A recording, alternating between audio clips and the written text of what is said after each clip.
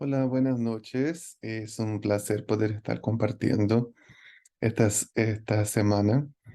Es la semana del periodo tribal de Israel y un periodo que me encanta. Me encanta hablar de esta semana. Yo creo que es un tiempo muy eh, contrastante de la historia. Nosotros vemos muchos contrastes, pero vemos también que es un tiempo donde el Señor hace muchas cosas por el pueblo. Y vemos que es un tiempo donde ellos vivieron situaciones buenas, de milagros, de grandeza, siempre cuando ellos obedecieron al Señor. Pero también vemos que ellos vivieron tiempos de dificultad, de maldad, de lejanía de Dios, en aquellos momentos que ellos se apartaron de Dios. Pero aún en esos momentos había un remanente fiel que permanecía confiando en Dios, que creía en Dios. Y vamos a hacer una pequeña mención también del tema de los salmos, porque la próxima semana nos toca hablar de la monarquía unida, del tiempo de David, y vamos a mencionar también los salmos porque la próxima semana tenemos mucho contenido, entonces encajamos mejor los salmos en esta semana. Entonces, eso es un poco de lo que vamos a compartir hoy día, y yo espero que el Señor hable a su corazón. Vamos ahora. Señor, muchas gracias por esa oportunidad. Muchas gracias por ese momento de poder compartir en la escuela bíblica online, eh, en el discipulado bíblico online, que tú hables a nuestras vidas, que hables a nuestros corazones y podamos tener eh, una revelación de este tiempo relacionado con nuestra vida, aprender a extraer estos principios y que traigan cambios a nuestro corazón. En el nombre de Jesús, amén. Bueno, vamos a comenzar a hablar entonces del primer libro que nos toca hablar esta semana, que es el libro de Josué. La semana pasada nosotros terminamos hablando sobre el Pentateuco y vimos el pueblo ahí a la orilla de la tierra prometida, listos para entrar en las promesas de Dios. Y ahora ellos están ahí, ¿no? Y Josué es un libro que muestra que Dios cumple sus promesas. Ustedes ahí tienen promesas de Dios. Yo estoy seguro que el Señor les ha dado promesas, porque así es de su carácter, es un Dios de promesas, y un Dios que cumple sus promesas, un Dios que no miente. Y yo estoy seguro que ustedes tienen sus promesas y que el Señor ha sido fiel para cumplirlas, y si no, están en el camino de que Dios cumpla sus promesas. El libro comienza con Josué tomando, ¿no? Después de la muerte de Moisés, Josué asumiendo el, el mando. Si nosotros vemos el libro de Deuteronomio, Moisés sube al monte Nebo. Aquí tengo algunas fotos que les quería mostrar, que son las fotos del monte Nebo. Actualmente se encuentra en Jordania, ahí al lado de la tierra prometida. Y Moisés dijo, sube al monte Nebo y tú vas a ver la tierra. Y el monte Nebo es un monte bien alto, está más o menos relativamente cerca del Mar Muerto, del lado jordano, ahí pasa el río Jordán y se puede ver la tierra prometida. Es una foto ahí como llegando al mirador del monte Nebo, y esta otra foto ahí es del monte Nebo, visto desde abajo, ¿no? Es una zona muy con contrastes topográficos muy grandes, muchas alturas. Y si bien el valle de Jordán y el Mar Muerto que están ahí, están bajo nivel del mar. El Mar Muerto está a 400 metros bajo nivel del mar. La altura promedio del río Jordán es 50 metros por debajo del nivel del mar. Entonces tiene esos contrastes topográficos muy grandes. Entonces ahí en un día de invierno se sacó esta foto del monte Nebo. Aquí hay una otra foto del mirador. Si ustedes ven ahí en una de las partes del monte Nebo, aquí puede ver el valle de Jordán, ya un poco más verdecito. Y aquí a lo lejos se puede apreciar el Mar Muerto. Entonces, Moisés sube ahí a este monte y el Señor dice, yo te voy a eh, mostrar la tierra, pero tú no vas a entrar a esa tierra. Vas a preparar a Josué y él va a ser el que introducirá al pueblo. Ahora mi pregunta es, tú puedes pensar, entender cómo era estar en los zapatos de Josué. El Señor le dice, Moisés no va a entrar y Josué, tú vas a reemplazar a Moisés. Y cuando yo veo eso, yo pienso, wow, cuánta responsabilidad para Josué, ¿no?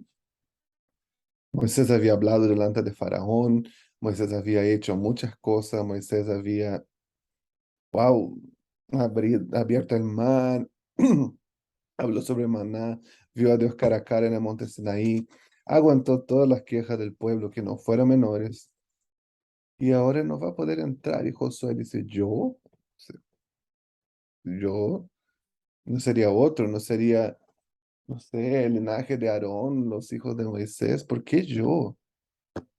Y la respuesta es porque Dios lo quiso. Y quizás una de las promesas, mis hermanos, que el Señor les ha dado, usted se pregunta, pero yo, seguro Dios, no te habrás equivocado, no será un homónimo, una persona con el mismo nombre, pero en otra parte del mundo. Y yo le digo que no, mi hermano querido, el Señor le escogió a usted y quiere cumplir estas promesas a usted.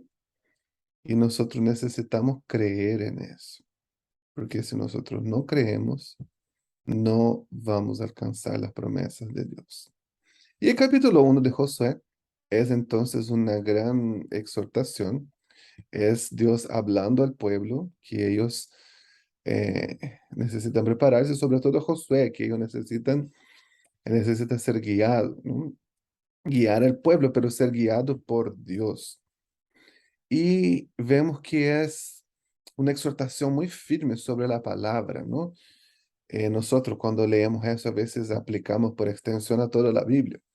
Pero en ese momento Dios estaba hablando a Josué sobre la ley que les había dado recién, hacía un par de décadas, en el monte Sinaí, y les había dado ahí esta ley, y ellos deberían seguir, meditar en esta ley, ¿no? Porque esa ley era como, entre comillas, su constitución. Aquí en Chile se ha hablado mucho de constitución últimamente, pero su constitución sobre cómo vivir bien en la tierra prometida. Era el Dios entregando su carácter, y ahora pueblos vayan y aprendan, vayan y vivan esas cosas que yo les di. Y Josué, medita todos los días, no se aparte ni a la diestra ni a la siniestra y vas a ser prosperado. Quizá usted pregunte a usted mismo, ¿cómo yo puedo hacer para ser prosperado? ¿Qué tengo que hacer yo? Bueno, yo creo que la respuesta básica del Señor es, hace lo que yo digo. Ay, ¿cómo yo sé lo que Dios dice? Pues, mira, le voy a mostrar. ¡Tarán! Esa es una versión chiquitita, no una versión de bolsillo. Aquí está, mira. ¿Quiere escuchar la voz de Dios? Wow. Ahora, muchas veces nosotros no meditamos en la palabra de Dios, no leemos su palabra. Loren Cunningham, el fundador de Jocún, una vez le preguntaron, Loren, ¿cómo tú sabes cuál es la voz de Dios? ¿Cómo tú sabes qué hacer? ¿Qué es lo que Dios te está diciendo? Y la respuesta no es una respuesta simplista, ¿no? Pero una de las respuestas de él en este momento fue, yo paseo mi mente por toda la historia, por toda la narrativa bíblica. Yo busco pasar a recordar de todo el relacionamiento de Dios con la humanidad en su palabra y confronto la situación que yo estoy viviendo con una historia similar que se vivió en la Biblia, los personajes bíblicos. Y analizo qué es lo que Dios les dijo que hicieran, qué es lo que ellos hicieron, y así yo busco guía para mi propia vida. Wow.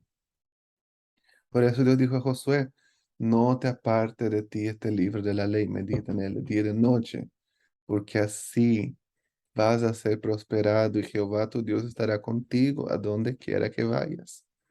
No era así, haga las cosas que haga, mande las embarras que mande, tome la decisión que tome, Jehová estará contigo. No, si tú meditas en este libro de la ley de día y de noche, no se aparta de él, Jehová va a estar contigo. Y a veces nosotros agarramos la Biblia y la tiramos para lejos. Ay Dios, ¿por qué no me bendice? ¿Por qué no estás conmigo? ¿Por qué no me hablas? Como el meme, ¿no? ¿Viste que del, ese? italiano.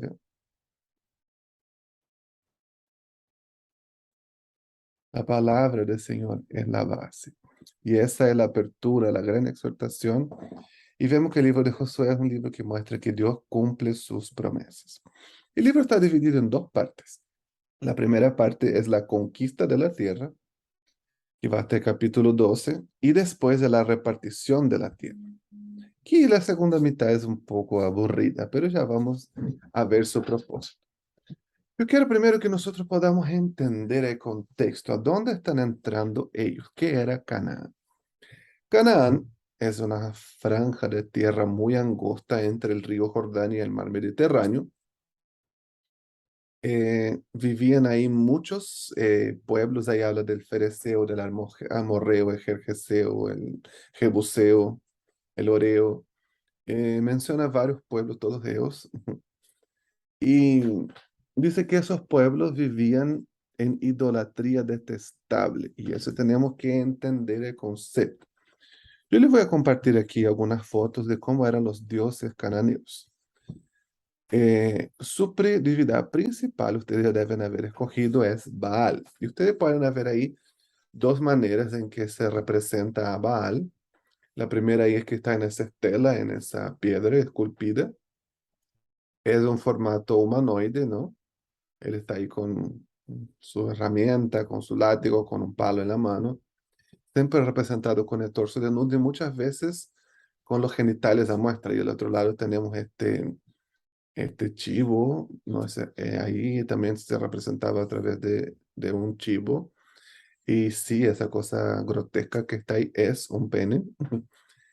Y muchas de las adoraciones a los dioses cananeos tenían que ver con las orgías, con inmoralidad sexual, con actos sexuales ilícitos.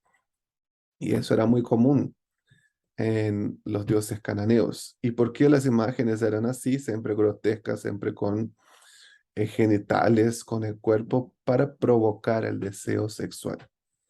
Aquí tenemos una otra imagen, esa era una imagen de Astaroth o Astoret. Algunas veces también otra diosa, otro nombre es Acera. Y también era representado siempre así, desnuda, con los senos al aire, con los genitales al aire. Y Baal y Acera eran pareja, ellos tenían relaciones sexuales, entonces para adorar a esos dioses, tú tenías que tener relaciones sexuales con sus sacerdotes o sacerdotisas. Entonces era una idolatría muy inmoral, muy grotesca. Otro de los dioses que nosotros tenemos en el lado de allá de Jordán eran los dioses Moloch y Chemos.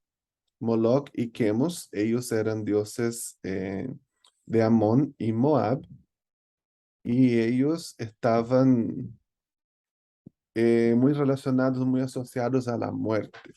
Se practicaba sacrificios humanos. Y como ustedes pueden ver ahí, era una estatua de hierro o de bronce generalmente, y ahí en su torso estaba esta parte hueca. Y se ponía fuego muy fuerte. A veces era el torso, podía ser el vientre o podía ser aún abajo. Entonces, cuando las manos del estatua estaban rojo vivo, ahí se le ponían los bebés o los niños en sacrificio. Y uno puede pensar, oh, qué atroz, qué cosa horrible. Pero ¿para qué sacrificaban a sus dioses? Porque ellos querían tener prosperidad. Y vemos que algunas veces, en algunos momentos de la historia, esa práctica también estuvo en Israel.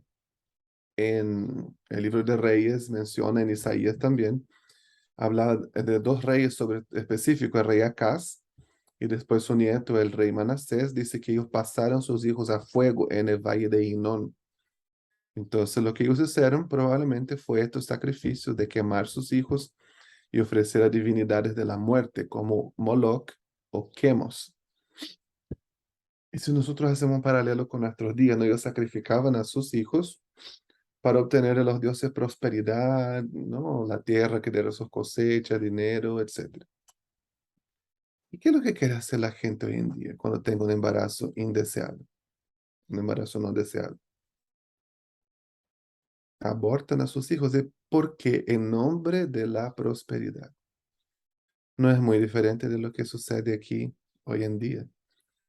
y sus dioses son ellos mismos. Sus dioses son el dinero, las riquezas, el reconocimiento humano, la inmoralidad sexual. ¿Para qué decir, no? Nosotros vivimos en un contexto de idolatría detestable, porque ¿qué es la inmoralidad sexual? Es adoración al placer, idolatría al sexo, al sentirse bien. Y la gente hoy en día está viciada en placer. Eso es para hacernos pensar un poco. Y otro de los dioses, el dios de los filisteos, era Dagón. No hay mucho consenso sobre cómo era Dagón. En los filisteos también eran llamados el pueblo del mar. Y se cree que esos dioses pueden ser así como un sirenito, un tritón, como se llama, ¿no? Eh, que tenía que ver con el mar, ¿no? Tenía esa cola de pez y el torso de hombre. Y bueno, eso es un poco de contexto de la idolatría de Canaán, cómo ellos vivían. Canaán era un territorio semi-independiente, era vasallo de Egipto, con ciudades-estado. Nosotros vemos que Jericó y Ai tenían cada uno sus reyes. Eran ciudades, entre comillas, independientes. Algunas podían ser una coalición de ciudades, como los filisteos tenían 5 ciudades, que era la coalición de las ciudades filisteos, que eran Dod, Ecrón, Ascalón, Gaza y Ascalón. Eran las 5 ciudades de los filisteos, y ellos eran una coalición de ciudades. Vemos que hay dos momentos, ¿no? Primero ellos tienen una campaña, eh, dos campañas ahí en Israel. Primero, nosotros tenemos la campaña de los reyes del sur, que vemos en el capítulo 10, y después la campaña de los reyes del norte, que está en el capítulo 11, como que varios reyes se unieron para pelear contra ellos. Entonces eran ciudades independientes y se cree que era un vasallo de Egipto, ¿no? Era una tierra que vivía en sujeción a Egipto, aunque no era una parte oficial del territorio del reino egipcio, no gozaban de los beneficios de ser ciudadanos egipcios, eran como un reino aliado sometido a Egipto, ¿no? Ciudades aliadas bajo el dominio, la influencia del reino vecino. De manera bien resumida, el libro de Josué, nosotros tenemos la parte de los espías, que es un contraste muy grande con Números 13, cuando ellos enviaron los espías y dijeron, oh, la tierra es maravillosa, pero es demasiado, nosotros no podemos conquistar, nuestro Dios no es suficiente para derrotar a estos pueblos. Y ahora tenemos esos dos espías que ven que llegan con el reporte de quién tiene miedo. No son ellos, sino son los cananeos. La gente de Jericó tiene miedo y Raab lo recibe allá en su casa y dice, nuestros corazones se derriten porque hemos oído de lo que Dios hizo por ustedes cuando salieron de Egipto, cuando abrió el mar, cuando les sostuvo por el desierto, lo que hicieron a los amorreos del lado de allá de Jordán, no a Seón, Og, reyes de Basán, y tenemos miedo. Y Raab escuchó y algo se generó en su corazón. Cuando leemos la Biblia, muchas veces se dice Raab, la ramera. Y cuando nosotros pensamos en ramera, pensamos en una prostituta, por cierto, ¿no? Y cuando pensamos en prostituta, siempre pensamos en, no sé, una mujer que vende su cuerpo, que queda ahí girando la carterita en la esquina o con botas de cuero y minifalda, qué sé yo. Pero tenemos que entender el contexto, ¿no? Hablamos recién la idolatría. ¿Cómo era? La idolatría, la adoración a sus dioses tenía que ver con inmoralidad sexual, con actos sexuales ilícitos, con orgías.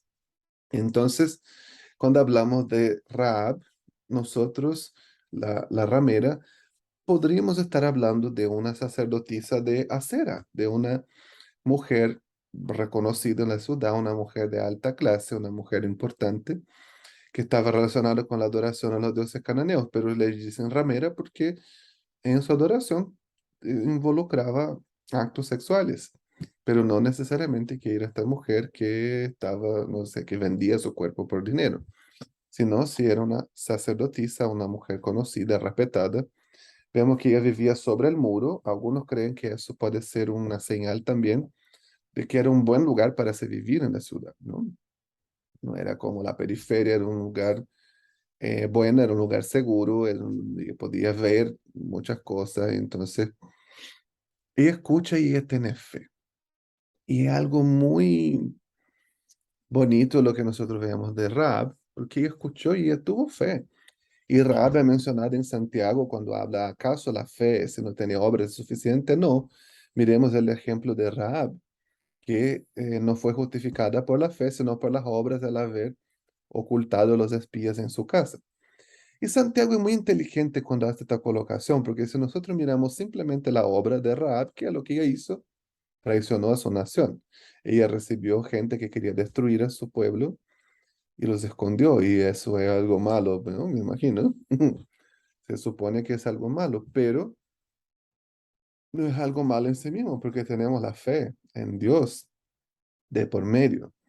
Y eso hace que lo que Rahab hizo haya sido bueno y le haya justificado de cierta manera.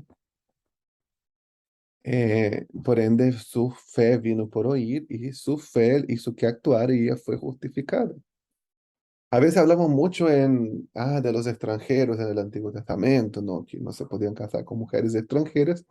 El problema no era simplemente ser extranjera, no era xenofobia, sino el problema era que extranjeros no convertidos o extranjeros que siguieron adorando a sus dioses y siguieron con sus prácticas paganas. Raab se convirtió y ella fue recogida en el pueblo, fue acogida, perdón, fue parte del pueblo. Y nosotros vemos en Raab que ella hizo un pacto con los espías que ellos no iban a morir, ahí está, pero dijo, tiene que poner sobre tu casa un hilo de grana, un hilo de escarlata, ¿no? Un hilo rojo.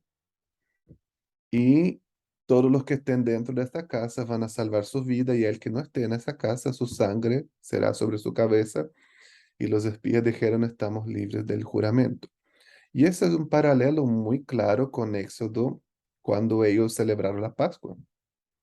Y pasaron la sangre del Cordero Redentor sobre las puertas, y el ángel de la muerte venía, y la puerta que tenía sangre, él pasaba de largo. Eso significa Pascua, la palabra hebrea Pesach, y pasar de largo, ¿no? Y su casa estaba marcada con este rojo, y es una tipología muy hermosa sobre Cristo, ¿no? La casa que está marcada con el hilo de escarlata, con la sangre de Cristo, no gusta la muerte. Tú te refugias bajo la sangre de Cristo. El hilo de escarlata está sobre tu vida. ¿O en qué buscas refugio? Vemos que ahí cuando Jericó cayó, Rahab y su familia se salvaron porque se refugiaron bajo el hilo de escarlata. Wow. Bueno, tenemos el capítulo 3 y 4, la preparación para entrar y comenzar las batallas, ¿no? Y es muy bonito ver ese tema del paso del Jordán, ¿no? El paso por las aguas. Es una señal también, una analogía. Algunos creen que es como el bautismo. Ellos pasaron por las aguas hacia una nueva vida.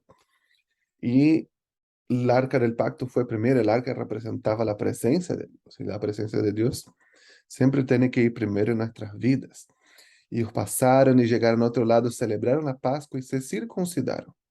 Y en el capítulo 4, en el capítulo 5, perdón, ellos ahí celebran, se circuncidan y celebran la Pascua. Y la circuncisión era la señal del pacto, ¿no? Era algo muy íntimo, muy personal que los hacía su característica como pueblo. Y yo encuentro tan bonito esa parte, tan fuerte, ¿no? Porque dice que ellos se circuncidaron en Gilgal y pusieron el nombre de ese lugar Gilgal. Y Gilgal viene del hebreo Galal. Y Galal significa rodar. Y dice ahí en el capítulo 5, ¿no? El versículo 13, si no me equivoco, dice, hoy día he rodado de ustedes, he hecho que ruede para lejos de ustedes todo lo oprobio, toda la vergüenza de la esclavitud en Egipto. Wow. ¿Qué era la circuncisión? Era la marca del pacto. Y ellos están entrando al lugar que Dios va a cumplir sus promesas. Ellos, los que habían nacido en el desierto, no se habían circuncidado, van a circuncidar, van a hacer la marca del pacto conmigo. Y toda la vergüenza de haber estado en Egipto como esclavo va a salir rodando de ustedes, como que no sé, se cortó una cabeza y bla, bla, bla, bla, salió rodando lejos. Como, esa es la idea, esa es la imagen gráfica que ellos están teniendo aquí. Y eso me hace pensar también en una aplicación a nuestras vidas, ¿no? ¿Qué tiene el Señor que hacer en tu vida? ¿Qué necesita que salga rodando lejos de ustedes? La vergüenza, un estilo de vida pecaminoso, la orfandad, la inmoralidad, la avaricia, el amor al dinero, será el activismo, ser trabajólico, será la envidia, el chisme, un estigma, un rótulo que nos pusieron, la religiosidad. Cuando nosotros entramos en un pacto con Dios y Él nos lleva hacia sus promesas, tenemos que hacer ese pacto. Y todo aquello que no pertenece a Él no es la identidad como esclavo en Egipto, no. Él quiere cortar y que salga rodando lejos de ti.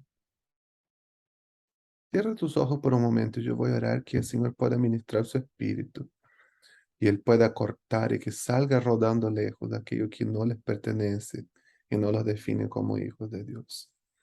Señor, yo oro por mis hermanos que están aquí mirando esta clase. Y lo que quiera que sea que ellos adoptaron como suyos, como su identidad, como su marca, y no es de tu voluntad, córtalo, Señor, mediante el pacto, el compromiso contigo, y que salga rodando lejos de su presencia. En el nombre de Jesús. Amén. Bueno, viene dos batallas importantes que nosotros vemos en el libro de Josué, que es la batalla de Jericó y la batalla de Ai. Y después tenemos 4 o 5 capítulos que resumen como 20 batallas.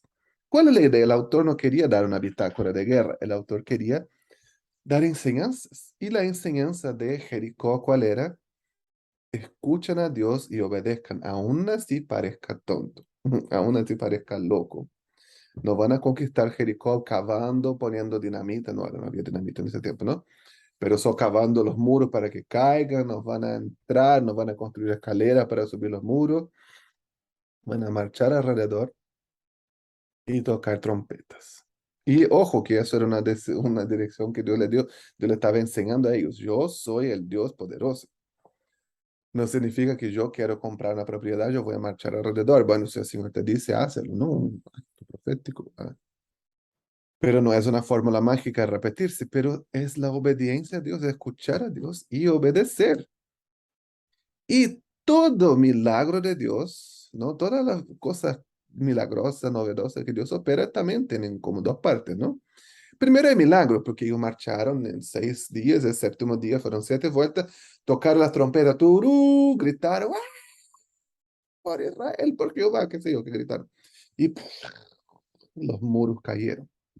Ahora que los muros cayeron, la ciudad estaba vulnerable. Cada uno agarre su espada, jaja, y a luchar, Israel. No cayeron los muros y acabó victoria, no, cayó los muros y ahora vayan a conquistar. Suele ser así, yo no puedo encasillar de que Dios siempre hace las cosas de la misma manera, pero lo que es imposible, Él suele hacer, pero lo que es posible, me toca a mí. Nosotros tenemos que ser parte de la conquista, parte del milagro. Y después tenemos la batalla de Ai, ¿no? Dios dice, todo lo de la ciudad, quémalo, bótalo, no queden con nada. Dios está enseñando, yo soy el que les provee los tesoros de la ciudad, no. Y hubo ahí uno, Acán, que agarró, ¿no? Del botín de la guerra. Y llegaron en Ai, ellos no oraron como la primera vez. Ellos no dependieron de Dios como la primera vez. No fue Josué delante de Dios, Señor, ¿cómo vamos a conquistar Ai? Mandó nos espiar, hay una ciudad, un pueblucho, al lado de Jericó, papaya, pan comido, no importa. Y vamos a mandar unos poquitos. ¿Y qué pasó? No obedecieron a Dios, desearon como basar en su experiencia. chicos, hermanos, amigos, no dependan de su experiencia. Dependan siempre de Dios. Y bueno, oraron, se arrepintieron, surgió ahí la cosa, ¿no? Dios reveló el pecado en medio del pueblo, se arrepintieron, fueron y vencieron la batalla de Ai. Después tenemos ahí los capítulos 9 al 11, muestran ahí a unos pueblos que hicieron pacto con ellos o contra ellos. Son los Gabaonitas. Gabaón era una ciudad grande, importante ahí. Mintieron, ¿no? Se escondieron, ocultaron ahí, dijeron, ay, somos mensajeros que venimos de lejos. Y ellos hicieron pacto con ellos nuevamente sin preguntar a Dios, ¿hacemos pacto con este pueblo? No. Y finalmente los Gabaonitas hicieron este pacto de, bueno, uno dicen de soberanía o de suceranía y vasallaje. Había un suzerano o un soberano, que era los israelitas, eran la nación mayor, y los gabaonitas eran los vasallos, y siguieron viviendo entre ellos durante muchos años. Vemos después allá en segunda de Samuel, que Saúl había roto este pacto con los gabaonitas y tuvieron que hacer alguna, como una reparación, y bueno, déjenme esperar otras semanas. Y las otras naciones hicieron este pacto de paridad, ¿no? Todos ellos se juntaron como paridad, como iguales, en contra de Israel. Y ahí los capítulos 10, perdón, el capítulo 12 habla de las victorias de Israel sobre muchas victorias, ¿no? Que el resumen de las victorias. Eh, y está la campaña de los reyes del norte y las campañas de reyes del sur. En el capítulo 10, los reyes del sur, y en la campaña, el 11, la campaña del norte. Y hay, bueno, algunos principios ahí voy a mencionar rapidito, ¿no? ¿Por qué Dios permitió que todas las naciones se unieran en contra de ellos? Para que la victoria fuera de una, para que la victoria fuera mayor, el milagro fuera mayor. A Dios le encanta hacer eso, ¿no? Y en el capítulo 10 está el famoso pasaje también cuando Dios detuvo el sol. Algunos creen que eso es algo figurativo, hiperbólico, así como lucharon todo el día, fue como si el sol se detuviera. Otros dijeron que no, que Dios sí, literalmente detuvo el sol. Yo me recuerdo cuando era niño ahí se enseñaba, mi mamá me decía que, viste que el año tiene 365 días y eh, 6 horas, ¿no? Son todos los años. Por eso cada 4 años tiene un año extra, que el año bisiesto, ay, ¿cómo hablo en español? Perdón, pero no es importante para esta clase. Y era por eso, por las horas que Dios detuvo el sol. Dios tiene poder para detener el sol, por supuesto, pero en el relato no sabemos si es algo literal o es algo figurativo, como una figura de lenguaje o una hipérbole. El capítulo 12, el resumen de todas las victorias de Israel, y del 13 al 19 es la partición de la tierra. Y aunque para nosotros es un poco aburrido, la partición de la tierra muestra la fidelidad de Dios y la preocupación en cumplir su promesa con detalles, ¿no? De aquí hasta este árbol y gira para allá y va a este río. Detalles, Dios es así de detalles. Y Él cumple sus promesas. Y 23 y 24 tenemos la exhortación final de Josué, que finalmente es la misma que la inicial, de mantenerse fiel al pacto y seguir la palabra de Dios. Ahora nosotros damos vuelta a la página, jueces, y llegamos al libro de jueces. Y me da un poco de pena. Jueces para mí es un libro triste y quizás el libro más triste de la Biblia, ¿no? ¿Por qué? Porque el libro de jueces, él muestra cómo ellos ya no hicieron las cosas como Dios quería, sino ellos hicieron las cosas de acuerdo a lo que estaba en su corazón. Y quedó la crema, dicen que en el sur, ¿no? En Chile. Quedó el desastre. Y uno de los motivos es que, si nosotros miramos esa imagen ahí, es un mapa de cómo se cree que debería repartirse la tierra, ¿no? Lo que le tocó a cada una de las tribus, recordando siempre que la tribu de Leví no tenía tierra. Ahí al final de Josué vemos que dieron ciudades para los levitas, y algunas de esas eran ciudades de refugio donde la persona que cometió un error, la persona que cometió una muerte no intencional, podía huir a esta ciudad y vivir ahí, ser restaurado, una nueva vida. La cosa es que eso nunca llegó a ser realidad, desafortunadamente. Eso era lo que les correspondía, ¿no? Eso era lo que les tocaba. Ahora, la parte de ustedes, agarren sus espadas, agarren sus herramientas, vayan y posean la tierra. Pero boom, no lo hicieron. Y el libro de jueces comienza ahí con ellos. Bueno, ¿quién va a ser el primero que va a poseer la tierra? ¿Será el momento de poseer la tierra? Y yo leo eso como, ¿qué le pasa? Yo le voy a decir algo que es una interpretación personal mía, ¿ok? No le quiero que usted tome como doctrina, pero si Dios le dijo algo, lo hagas. No me para quedar así, ¿será el momento de obedecer a Dios o no será el momento? ¿Será ahora o será después? ¿Cuándo será? Y la gente que, yo conozco gente que pasa años dilatando obedecer lo que Dios le mandó. Y están ahí esperando, ¿será el momento? No será el momento. ¿Es ahora o será más tarde? Y yo le digo, ¿really? Es como que, no sé, yo digo a mi hijo, Natán, pónete zapato para ir a la escuela. Yo le estoy diciendo que se ponga zapato. Yo no quiero que de aquí a 10 minutos él se ponga zapato. Yo quiero que ahora se ponga zapato. Dijo Nathan, es hora de almorzar. No es porque de aquí a media hora quiero que él venga a almorzar. Yo quiero que el almuerzo está listo y que venga ahora.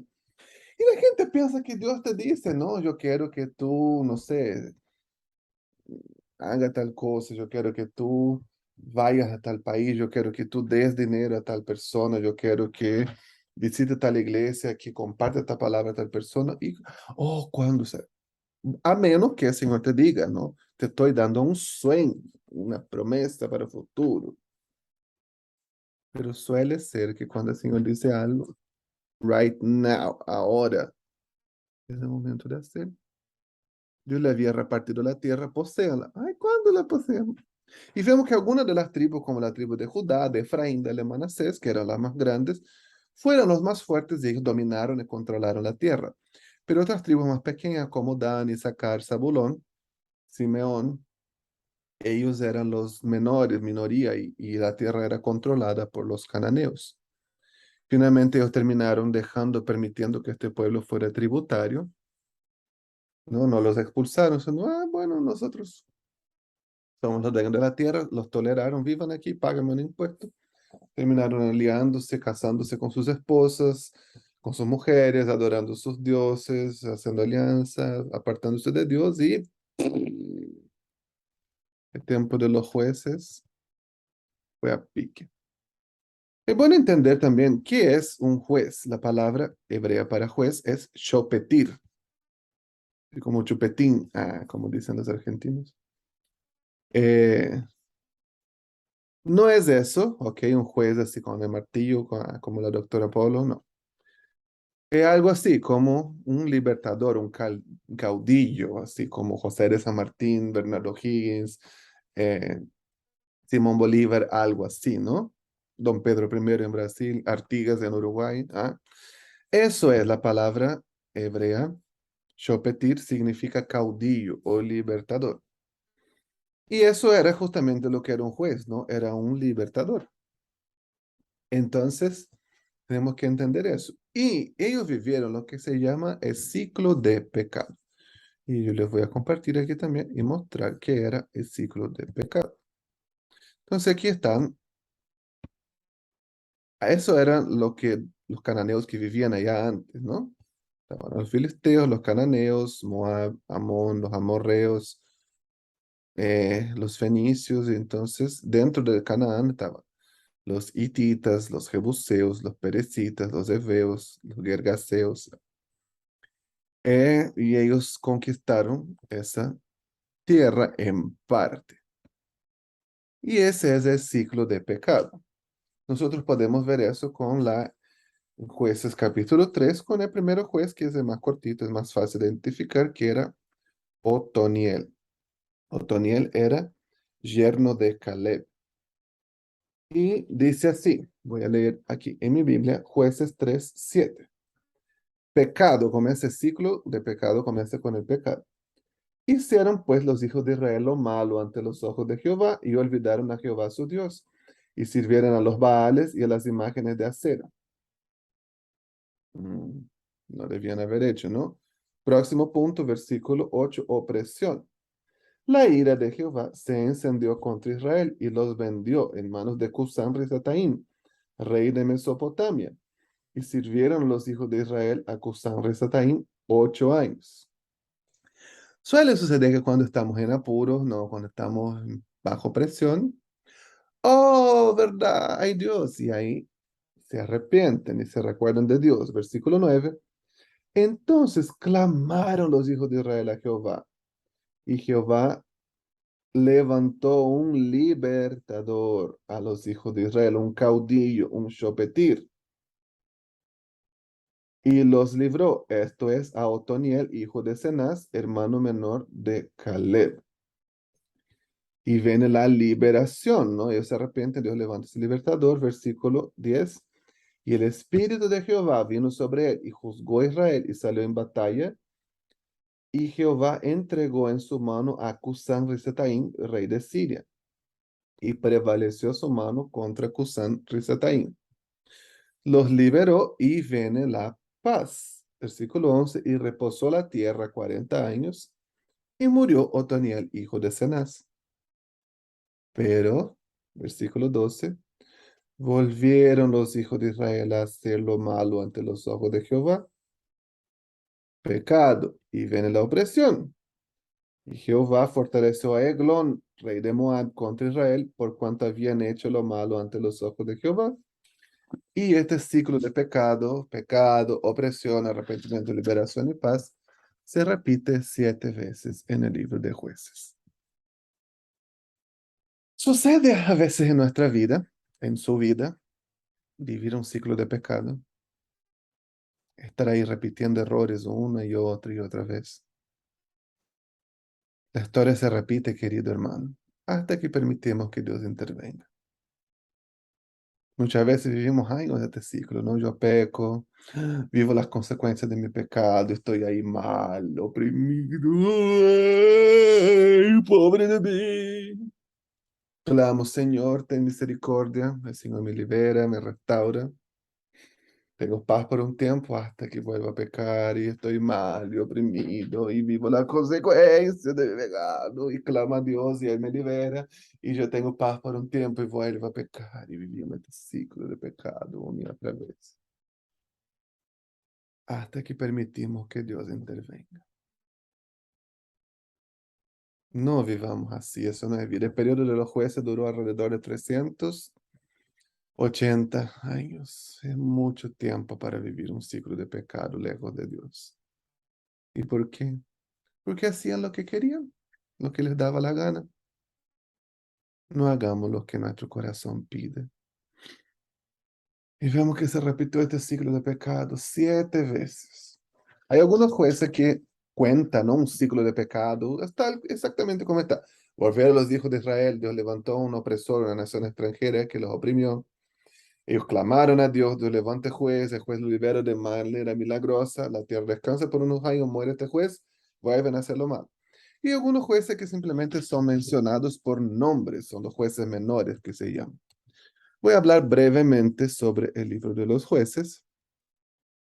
Primero, el primero que menciona es Otoniel, que leímos ahí, no era de la tribu de Judá, y los enemigos eran, dice, rey de Mesopotamia. Probablemente eran los sirios o los arameos que estaban ahí al norte, cuya capital era Damasco.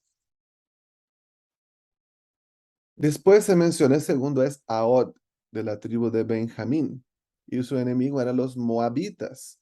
Y se menciona que el rey Eglón era un rey muy gordo, tan gordo que cuando Ahod clavó el cuchillo en su vientre, el cuchillo quedó preso y él no lo pudo sacar porque su grasa como que tapó el mango del cuchillo, qué sé yo.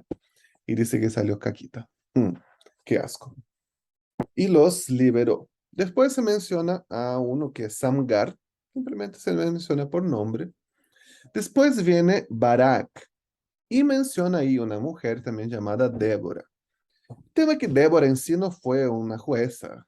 Bueno, sí, pero no. Débora era de la tribu de Efraín, pero era una profetisa, era una mujer que vivía ahí bajo, profetizaba bajo una palmera, la gente venía a consultar a Dios. En ese tiempo el Espíritu Santo no estaba, la gente tenía que ir a un profeta para consultar a Dios. Hoy en día, todo aquel que confiesa con su boca que Jesús es el Señor, el Espíritu Santo viene a vivir en su vida. Así que usted, hermano, no necesita profeta, ¿ok? No consulte a Dios por medio de otro, consulte en oración en tu pieza y consúltelo por medio de la palabra, no por profecía solamente. Profecía puede confirmar, pero no sea guiado por palabras de otros. Y estaba ese hombre Barak, que era de la tribu de Neftalí, y el enemigo eran los cananeos, a uno de los sobrevivientes ahí de Canaán que se juntaron contra ellos. Y interesante que Barak tenía la palabra de Dios, tú vas a librar y tuvo miedo. Y dice, no, Débora, yo solo voy si tú vas conmigo.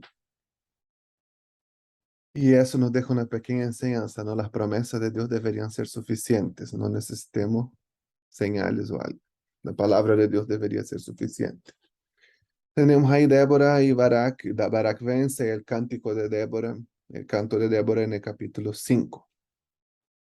Después del capítulo 6 al 8 tenemos Gedeón, y Gedeón es muy conocido, y la historia de Gedeón es peculiar, ¿no? Él dice que era de la tribu de Manasés, estaban muy oprimidos por los madianitas. Algo curioso es que los madianitas también eran descendientes de Abraham. Después que murió Sara, Abraham tuvo una concubina que se llamaba Setura y uno de sus hijos se llamó Madián, y los madianitas también eran descendientes de Abraham. Y el suegro y la esposa de Moisés también eran madianitas, ¿no? Sípora y Jetro eran madianitas. En ese momento ellos se comportaron como enemigos de ellos. La cosa es que Gedeón, Dios aparece a Gedeón y dice, ay no, yo soy el pobrecito, yo soy la caca máxima, yo soy la mosca de la caca de caballo del bandido, oh, pobre de mí. Y dijo, no, yo te escogí varón esforzado y valiente, como que Dios llama lo que no es como si fuera, ¿no? Y Dios lo llama ahí y pide una señal y él le ofrece un sacrificio y viene fuego ahí y consume el sacrificio. Debería ser suficiente, ¿no? Pero no, Gedeón empieza a pedir una serie de señales. Ah, es el vellón, voy a poner un vellón de lana afuera, ese vellón está mojado, el suelo seco, eres tú, el siguiente. Ah, lo mismo pero al revés, el vellón está seco, el suelo mojado. Y pide una serie de señales y al final es como si Dios le devolviera el favor.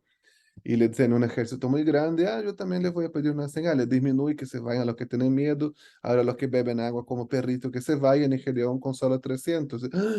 ¿Qué voy a hacer con 300? Y Dios dijo, es suficiente, para mí es suficiente. ¡Wow! Entendamos eso, hermanos. Una palabra de Dios, por más pequeño que sea lo que yo tengo, es suficiente. Vemos ahí que Gedeón, su hijo, uno de sus hijos se llamaba Abimelech, intenta levantarse como opresor, como rey sobre Israel. No resulta, pero hay un problema no sé, de poder. Tenemos dos jueces, Tola de la tribu de Isaacar y Jair de Galaad, que solo se mencionan por nombre, y Bene Jefte.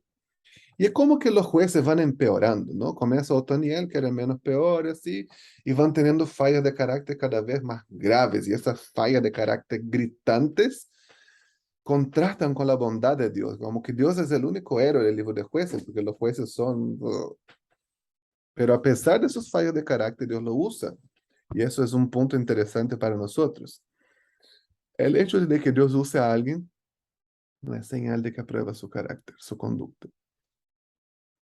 Jefté era hijo de una prostituta, era un niño no deseado, era un niño bastardo, fue expulsado por sus hermanos y él juntó una turba ahí de, no sé, de gente no deseada, gente revoltosa, y era como el jefe de una milicia, era un matón.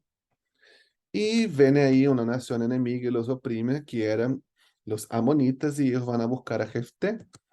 Y mira cómo Jefté revela su corazón, ¿no? Él dice, yo voy, pero solo si ustedes hacen eso y eso, le puso una serie de condiciones, y la desesperación era tamaña que ellos aceptan.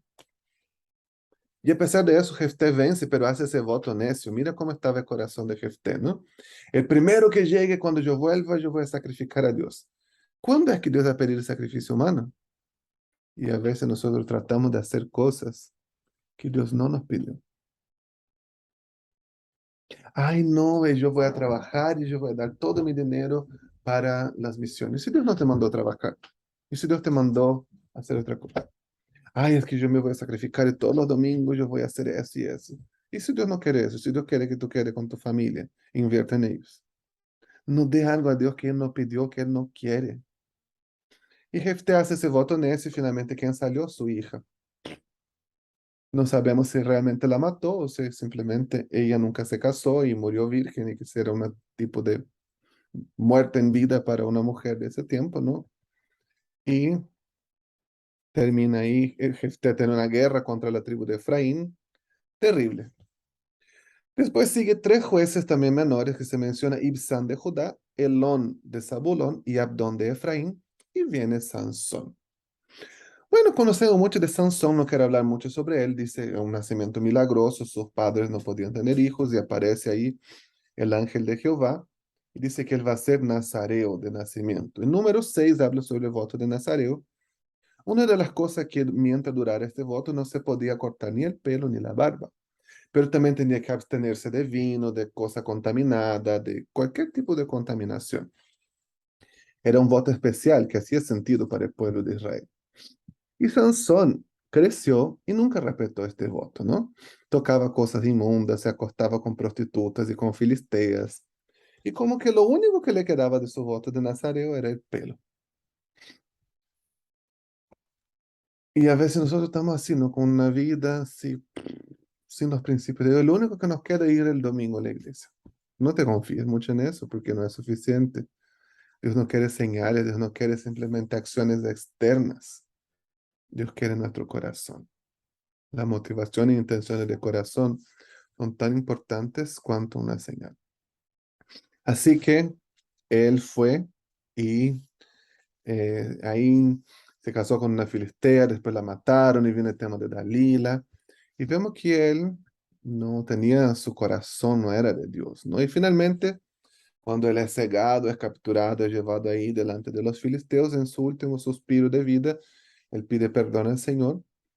Y, o un paréntesis también se me había olvidado mencionar, Sansón, a lo que da a entender, si leemos jueces, no era siempre fuerte. Quizás sí era un hombre fuerte, pero no era que tenía esa fuerza sobrenatural siempre. Dice que venía el Espíritu de Dios sobre Sansón y le daba esta fuerza sobrenatural. Y él pide una última vez en el templo de Dagón, del dios Dagón, vimos ahí, y él va, empuja las columnas, ¡ra! Y cae y mueren muchos filisteos ahí, junto con él. Y tenemos dos historias que concluyen el libro de jueces para mostrar el caos que ellos vivían, el caos religioso, que está mostrado en los capítulos 17 y 18.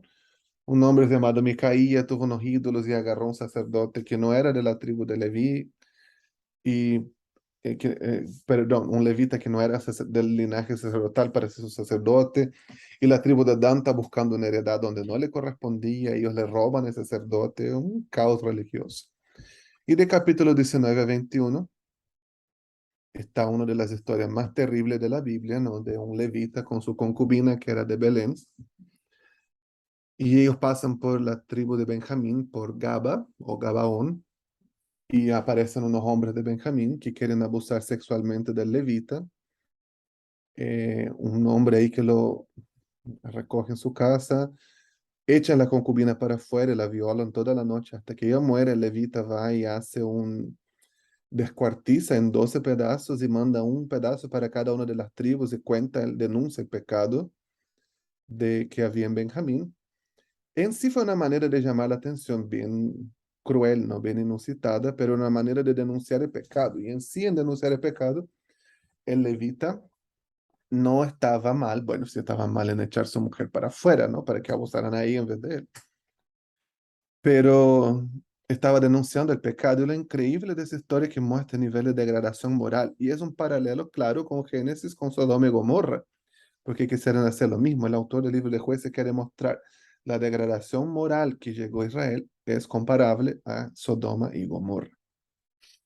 Y lo más increíble es que las tribus piden que a estos hombres que violaron a la concubina, que querían violar al levita, se les entregara y ellos murieran, ¿no?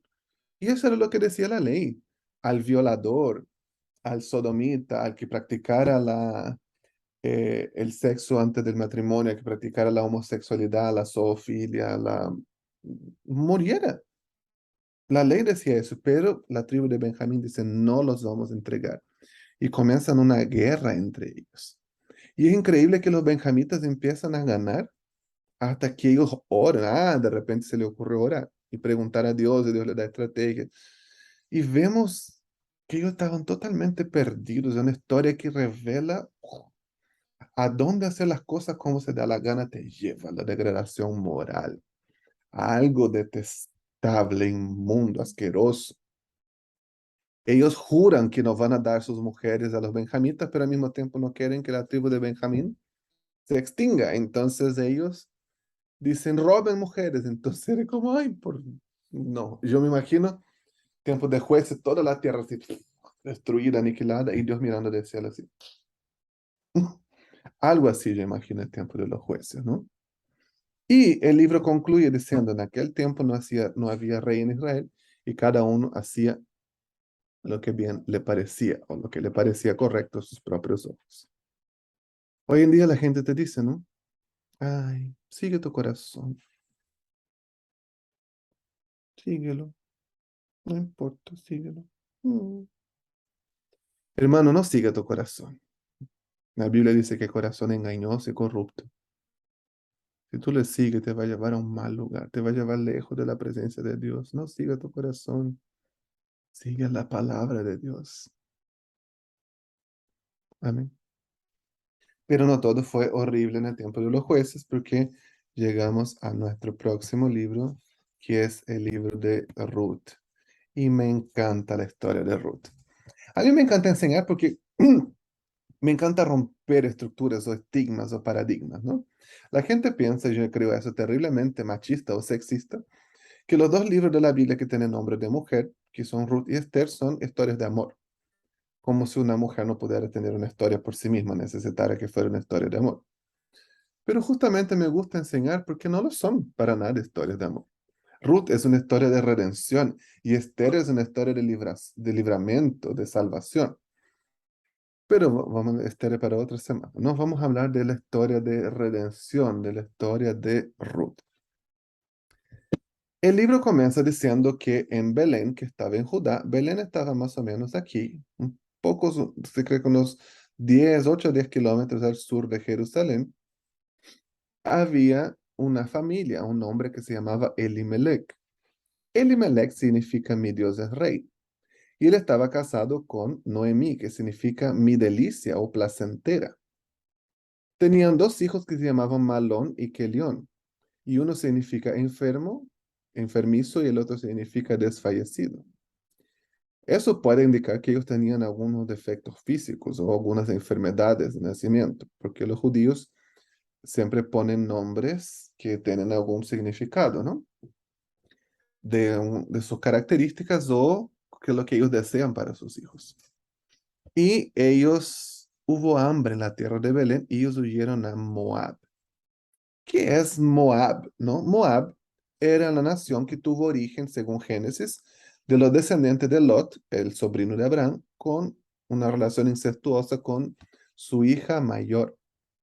Y Amón, el que está aquí arriba, son los descendientes de Lot con su hija menor. De hecho, la palabra Moab significa del padre, porque la hija concibió de su propio padre y dio origen a los moabitas. Ellos también hablaban hebreo y tenían algunas características similares a los israelitas, porque también eran descendientes de la familia de Abraham, eh, pero ellos eran diferentes, ellos no tenían el pacto. Su divinidad principal era Moloch, era el dios de la muerte. Ellos estaban al lado oriental del Mar Muerto. Y justo ahí, mira, está esa imagen. Esta imagen es del actualmente lo que es el territorio de Moab. Es muy montañoso, es muy semiárido. Y tenemos esa estatua, esa piedra, no una estatua, perdón, esa piedra. Es conocida, está hasta hoy día y se es conocida como la mujer de Lot. Es una curiosidad. Esa no es la mujer de Lot, por supuesto que se volvió estatua de sal. Pero a esa piedra se le llama, su nombre es la mujer de Lot. Esa es una foto actual de Belén. Es una ciudad pequeña. Hay una iglesia, está en territorio palestino. Su mayoría de sus habitantes actualmente no son israelíes, son palestinos. Pero hay una iglesia cristiana, por supuesto, que se llama, donde se cree que es donde nació Jesús, que se llama la iglesia de la Natividad. Belén significa casa de pan, en hebreo Bet-Lehem. Bet es casa y Lehem, pan, casa de pan. Eh, y es curioso, ¿no? Que en la casa de pan faltó pan. Hubo una hambruna.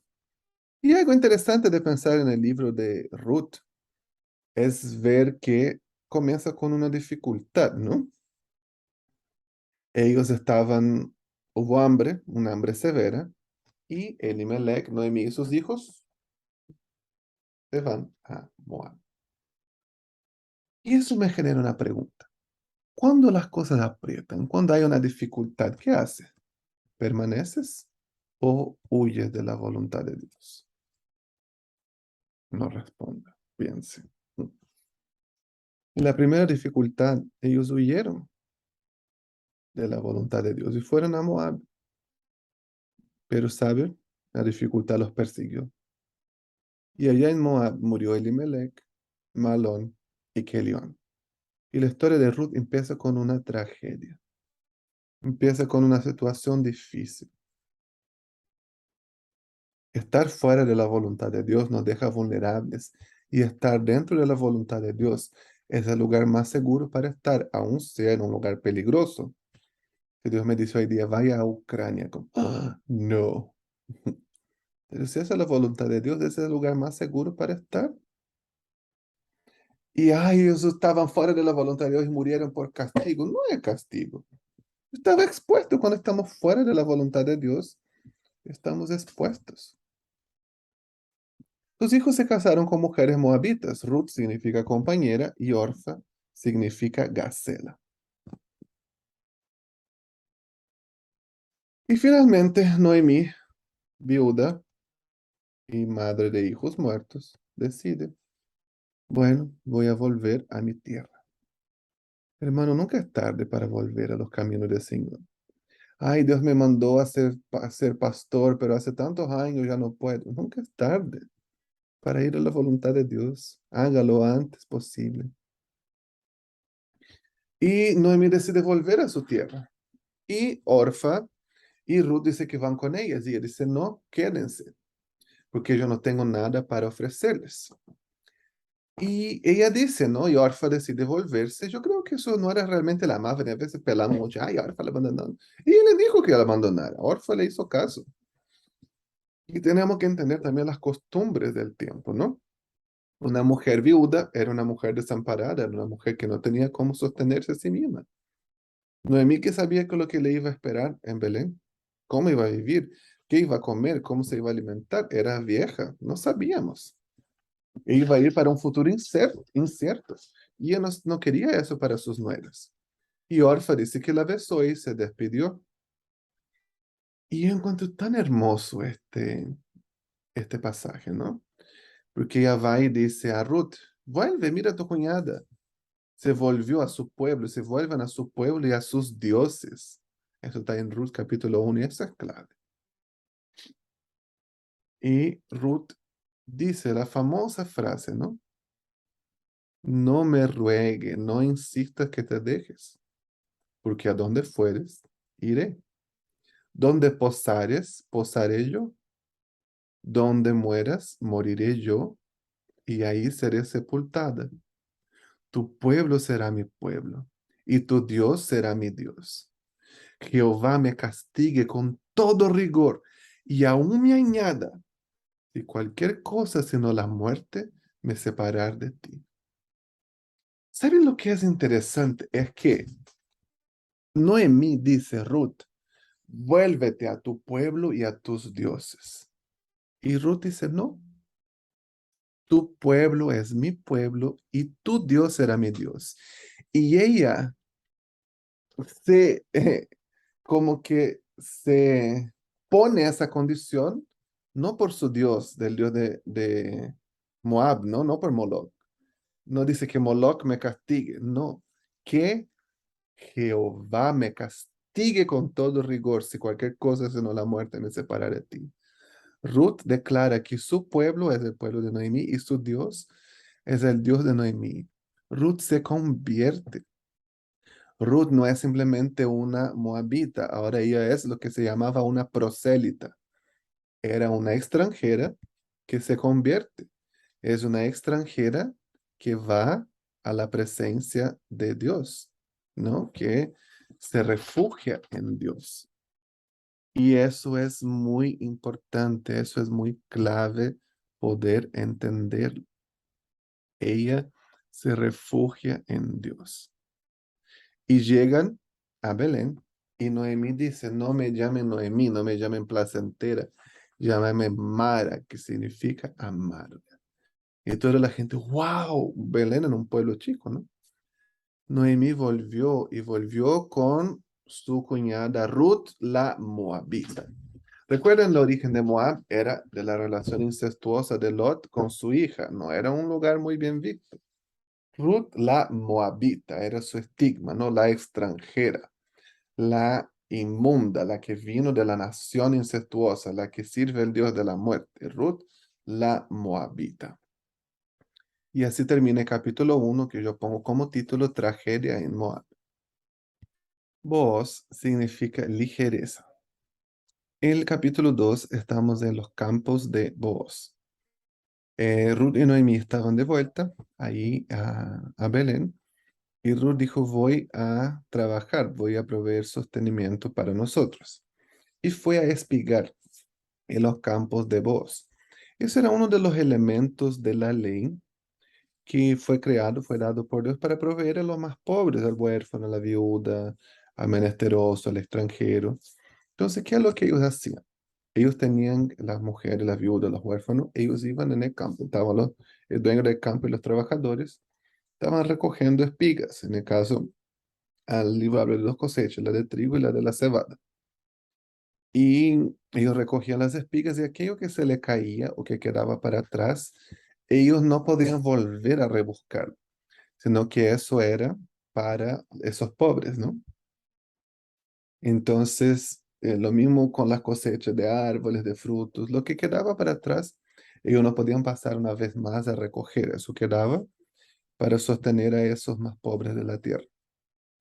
Entonces, ellos lo hacían de esta manera.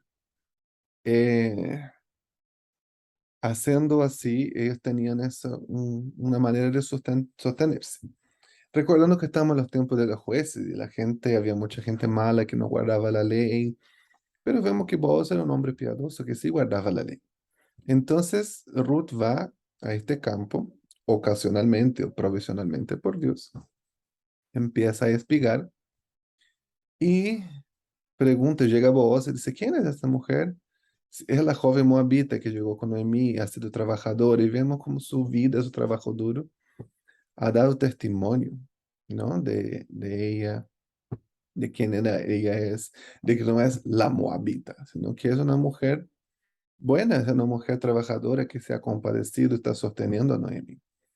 Y vos tiene compasión de ella, se acerca a hablar con ella y él dice, le va a agradecer, gracias, bendito sea de Jehová de ti. Y él dice, no, bendita tú. Y dice un versículo que es muy importante también de la historia, dice que Jehová recompense tu obra en el 2:12 y tu remuneración sea cumplida de parte de Jehová, Dios de Israel, bajo cuyas alas has venido a refugiarte. Entonces está diciendo que Ruth, ella escogió refugiarse en Jehová y que Jehová viste que Jehová va a proveer y va a cumplir la remuneración de ella. Nosotros debemos refugiarnos y buscar nuestra remuneración, nuestra recompensa en Jehová, en nadie más. Que el Señor nos ayude a eso, buscar nuestra remuneración en Él, porque Él paga mejor y mucho más. Y vemos que ella encontró el favor de vos. Dios puede poner favor en las personas como Él quiere, no menosprecia lo que Dios hace por detrás de la escena que nosotros no estamos viendo. Y cuando Noemí, Ruth llega a la casa y Noemí se entera de eso, ella le da gracias a Dios no solo por la comida, porque en la tragedia que ellas vivieron, en quedar viudas, en huir de Belén a Moab, después de Moab volver, en toda esa tragedia, Noemí ahora ve una luz de esperanza, porque dice que Booz es su pariente cercano, es su rescatador. Rescatador. ¿Qué significaba eso? Había una ley, que está en Deuteronomio 26, que se llama la ley del levirato. Y para nosotros suena un poco extraño, pero era una costumbre común en el Oriente, no solamente en Israel, sino en varias culturas del Oriente. Entonces, si un hombre muriera y dejara una viuda sin hijos, el pariente más cercano, en el caso del hermano, tenía que casarse con ella. Y el primer hijo que tuviera, varón, llevaría el nombre del fallecido y llevaría su apellido para como que siguiera la descendencia, que no se borrara su descendencia. En las culturas antiguas la descendencia era muy importante. Entonces vemos esa práctica, por ejemplo, en Génesis, cuando habla de Génesis 38, de Judá y Tamar, que Judá, uno de los hijos de Jacob, se casó y tuvo tres hijos. El primer hijo se casó con Tamar y murió sin dejar hijos. Entonces Tamar se casó con su hermano y dice que su hermano no quería dejar hijos a su hermano. Entonces él, cuando tenía relaciones con ella, dice que él derramaba el semen en la tierra y eso le pareció mal a los ojos de Jehová y también murió. No quiere decir que Dios lo murió. Esa es la manera como los autores ve la situación y está contando, ¿sí?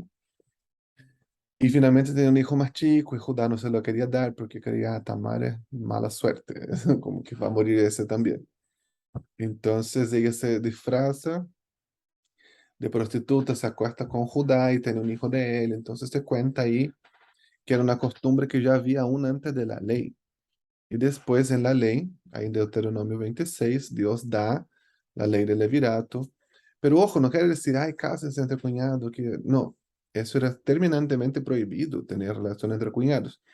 Solamente cuando se muriera, hacía esa práctica para levantar provisión a las viudas, para mantener la tradición en nombre como que la ley del levirato que Dios entregó vino para reglamentar esas cosas y traer esta provisión. Entonces cuando Noemí se entera de que Ruth estuvo en los campos de Boaz, que le favoreció, ella ve una luz de esperanza. Tal vez Jehová se acordó de nosotros, tal vez Él va a convertir nuestra situación tan triste en algo mejor.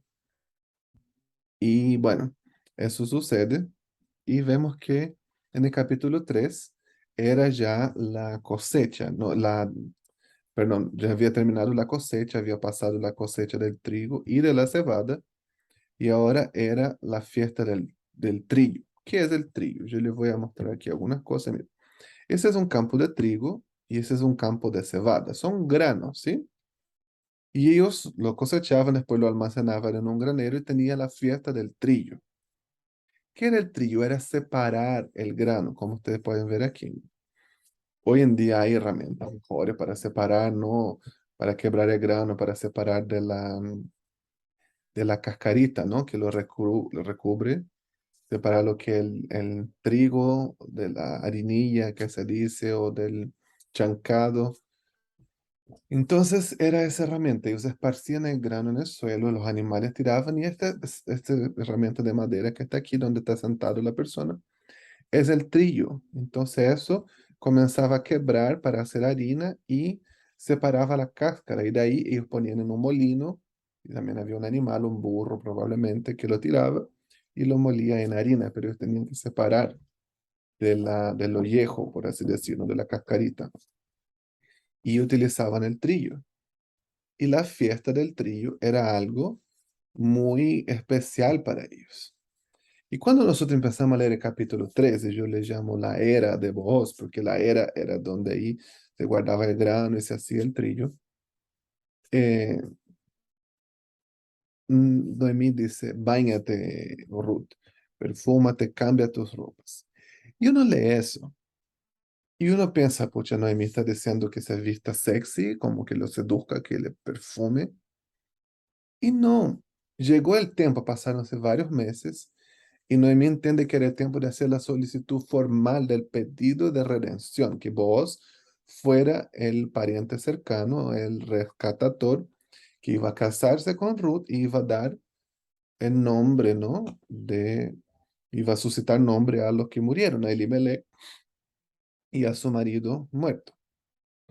Entonces, cuando ella dice, báñate, perfúmate, está diciendo que ella cambia su ropa de viuda. Ella usaba una ropa específica que mostraba que era viuda. Y dice, sácate esta ropa. Y eso me muestra un principio tan bonito. Para ser restaurados necesitamos cambiar las vestiduras de viudez. Quizás te ha pasado una tragedia, te ha pasado algo triste. Pero mientras abrace el dolor, mientras vivas vestido de viuda, mientras vivas encadenado al trauma, no vas a poder ser rescatado. Tienes que bañarte y cambiar tus ropas de viuda. Y ella cambia y ella va ahí a la celebración de la trilla, de la cebada. Era un momento de gratitud a Dios, ¿no? Y habían rituales. Y lo que Noemí dice a Ruth es que ella no interrumpa los rituales, no interrumpa la fiesta, los quehaceres de bodas. No era como espera que se emborrache. Y a ella obedece a su suegra, tal como ella lo dice. Ella era moabita, quizá ella no conocía toda la tradición. Ella hace caso. Y ella presenta esa solicitud en secreto. Esa solicitud se hacía delante de los jueces, de las autoridades de la ciudad. Pero Ruth lo presenta en secreto porque ella da a vos la oportunidad de rechazar la solicitud si así lo quisiera. Y vean algo importante. Vos era pariente de Elimelech, del marido de Noemí. Entonces probablemente era mucho mayor que Ruth. Probablemente él tenía otra familia también. Él era viejo y Ruth era joven, por eso se sorprende con el pedido de Ruth, de que él sea el redentor. Y él dice que sí, que va a ser, ¿no? A pesar de la solicitud ser en secreto, él dice que sí porque él admira a Ruth, su carácter tenaz, su tenacidad, su responsabilidad, su amor por su suegra. Y él no quiso que se supiera que hubo mujer en el campo, en la era, porque había otro pariente más cercano y si se enteraba, podía echar a perder la solicitud de Ruth. Él quiere tener la oportunidad de ser el redentor. Él quiere tener la oportunidad de hacer las cosas bien. Entonces él va y dice, yo lo voy a arreglar. Y Ruth vuelve a la casa, cuenta a Noemí, y Noemí dice, tranquila, porque este hombre no va a descansar hasta que esté arreglado este asunto. Y el capítulo 4 yo llamo Redimidas. Vos es muy proactivo en lo que tiene que hacer, nos llama a la gente, comunica claramente sus intenciones, llama al otro pariente, mire y cuenta, ¿no? Si hay un campo que dejó Elimelech, tú quieres redimir, sí lo quiero redimir. Pero si lo quieres redimir, tienes que casarte con la Moabita. Ah, entonces no, redime tú. Y vos acepta, la redime, se casa con Ruth, ¿no? Y tiene un hijo de ella. Y ese hijo se llamaba Obed. Nosotros vemos eso en el final del capítulo 4. Y cada vez que yo leo eso, hasta me emociono por ver, ¿no? La historia de redención, cómo Dios llevó la situación, cómo Dios llevó las cosas. En el capítulo 4 dice así, cuando nació el hijo, ¿no? Déjame encontrar aquí. Versículo 13. Vos, pues, tomó a Ruth y ella fue su mujer y se llegó a ella. Y Jehová le dio que concibiese y diese a luz un hijo. Las mujeres decían a Noemí, loado sea Jehová, que hizo que no te faltase hoy pariente, cuyo nombre será celebrado en Israel, el cual será restaurador de tu alma y sustentará tu vejez, pues tu nuera que te ama te ha dado a luz, y ella es de más valor para ti que 7 hijos. Y tomando Noemí el hijo, lo puso en su regazo y fue su haya. Y le dieron el nombre a las vecinas diciendo, le ha nacido un hijo a Noemí, y lo llamaron Obed. Este es el padre de Isaí, padre de David. Yo cuando leo eso me impacta el corazón, porque Ruth llegó a Belén, era la moabita, la extranjera, la que vino de una nación lejana. Y todos vieron el testimonio que ella dio, cómo ella amaba a su suegra, cómo ella se refugió en Jehová. Ella se convirtió, ella trabajó para sostener a su suegra, ella hizo el pedido de redención en secreto, ella obedeció, honró a su suegra. Ella tiene un hijo ahora. Y las mujeres de Belén dicen, bendecido, alabado sea Jehová, porque te dio un hijo de tu nuera que te ama y te es mejor que 7 hijos. Yo veo y digo, wow, cómo Ruth fue una mujer virtuosa, cómo Ruth fue una mujer que impactó la ciudad de Belén, cómo Ruth fue leal a su suegra y cómo el Señor la recompensó. Y de ser la extranjera, ahora ella es la mujer que es mejor a Noemí que 7 hijos. Pero tienen idea de qué significaba este elogio. Todas las veces que yo escucho la historia de Ruth, yo me recuerdo y pienso en la historia de una gran misionera, un gran ejemplo. Y ella se llamaba Gladys Aylward. Ustedes ven ahí en la foto. Gladys Aylward. Ella fue una misionera británica en China. Ahí está, ella murió, nació en 1912 y murió en 1970. Y para resumir la historia, Gladys era de una familia muy pobre. Ella trabajó como nana, ¿no? Como empleada en un hogar. Supo de misiones, leyó libros, postuló a una junta de misiones en Inglaterra y fue rechazada. Y escuchó de una señora que había quedado viuda, era la señora Lawson, que vivía en las montañas de China. Y ella tuvo que juntar dinero, muchos años trabajando para su pasaje. Y fue en tren de Londres a China. No sé si tú puedes imaginar cuán lejos es esto, ¿no? Y hubo mucho problema en su viaje por la guerra entre China y Rusia. Finalmente ella llegó y cuando llegó en el pueblo, a ella, la señora Lawson, le decían los diablos blancos o los diablos extranjeros. Imagina, tú trabajas años juntando dinero como empleada en un hogar, hace un viaje que casi te mueres, llega al lugar de tus sueños y te llaman diablo blanco.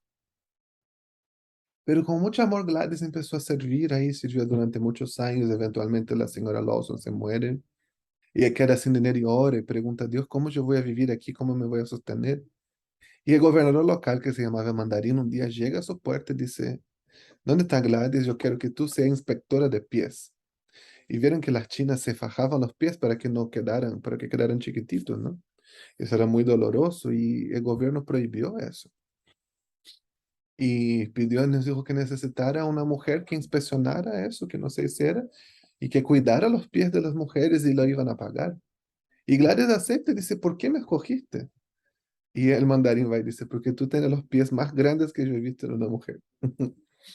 Y ella empieza a trabajar junto con el mandarín, visitando los pies eventualmente y empieza a visitar una cárcel, porque había rebelión y todos tenían miedo de entrar. Y ella entra y les habla de Jesús, empieza a hablar de sus demandas y mejorar la calidad de vida de los prisioneros.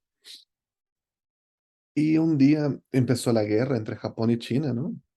Y un día ellos tienen que huir porque la guerra llegó a su pueblo, una aldea remota en las montañas. Y el mandarín le dice a Gladys que tiene que huir.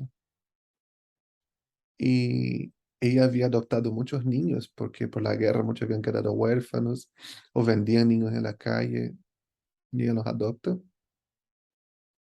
Y ella tenía muchos, como 60 niños. Y el mandarín dice, Gladys, tienes que huir. Pero antes de que huyas, yo quiero decirte algo. Cuando tú llegaste aquí, te decían diablo extranjero. Pero hoy día yo quiero decirte, no te voy a llamar más un diablo extranjero. Yo te digo mujer muy virtuosa. Y yo quiero aceptar a tu Dios. Porque solamente un Dios puede ser que tú seas esa mujer tan virtuosa como tú eres. ¡Wow! ¡Qué testimonio! ¡Qué ejemplo! Ella huyó de esta ciudad, nunca más volvió a ver el mandarín. Probablemente él murió en la guerra. Ella caminó durante 42 días en las montañas para encontrar abrigo a sus niños. Quedó tan debilitada que al llegar ella estuvo en coma por 2 semanas.